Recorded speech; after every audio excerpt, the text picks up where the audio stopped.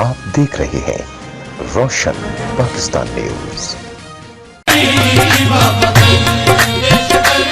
سب پیر نے سونے دنیا دے، سب پیر نے سونے دنیا دے، بنا گنج شکر دے دل گئیاں، بنا گنج شکر دے دل گئیاں، اس دن دا بابا تکیا ہے، اس دن دا بابا تکیا ہے، سونے تکے بھول گئیاں۔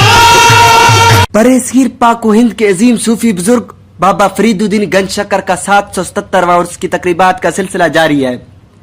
عرس کی تقریبات میں شرکت کے لیے ملک بھر سے زائرین کی ایک بڑی تعداد نے پاک پتن شہر کا رخ کر لیا ہے۔ سجادہ نشین صاحبزادہ دیوان مودود مسعود نے بشتی دروازے کی کفل کشائی کی۔ بشتی دروازہ کھلنے کے بعد زائرین کی ایک بڑی تعداد بشتی دروازے سے گزری۔ عرس میں شریک زائرین کا کہنا ہے کہ بشتی دروازہ گزرنے کی چاہت کے لیے مزار پر حاضر ہوتے ہیں۔